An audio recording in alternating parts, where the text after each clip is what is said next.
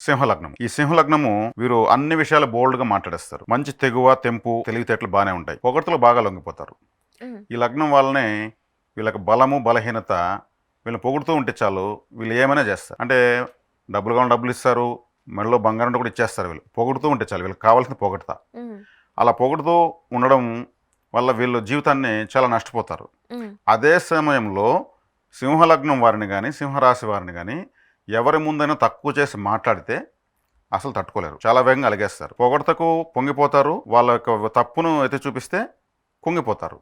ఆ విధమైన సున్నితమైన మనస్తత్వం ఉంటుంది. హ్మ్. వీరికి ధీమా ఎక్కువ. అంటే నాకు అన్నీ జరుగుతాయి, నాకు మార్కులు వస్తాయి, నేను అన్నీ సాధిస్తాను. అంటే ఇది ధీమా అనమాట. ఇది. నేను ఎలా ఉన్నా బాగానే బతుకుతాను. అంటే సింహం కదా, గ్రహరాజు అవును. కదా. అవును. ఆ మాత్రం అహము, ఆ కొంచెం పొగరు తో కూడుకున్నటువంటి మాట విధానము హ్మ్. అడ్మినిస్ట్రేటివ్గా మాట్లాడతారనమాట. ఎప్పుడు కూడా వీళ్ళు తమ యొక్క సక్సెస్ని ఓపెన్గా చెప్పకూడదు. హ్మ్. అలా చెబుతూ వస్తే మాత్రము సింహరాశి వాళ్ళు, సింహలగ్నం వాళ్ళు వాళ్ళ బలాన్ని కోల్పోతారు. చెప్పకుండా చేస్తే మాత్రం సక్సెస్ అవుతారు. కులదైవ ఆరాధన ఖచ్చితంగా చేసుకోవాలి వీళ్ళు, లేకపోతే అభివృద్ధి ఉండదు. వీరి వంశంలో బాగా బతికిన వారి ఫోటోలు, అంటే వీళ్ళ తాత ముత్తాతల్లో బాగా బతికిన వారి ఫోటోలు వీళ్ళు ఇంట్లో కనిపించేట్టుగా పెట్టుకుంటే మంచి రాజయోగం కలిగేదని అవకాశం ఉంటుంది.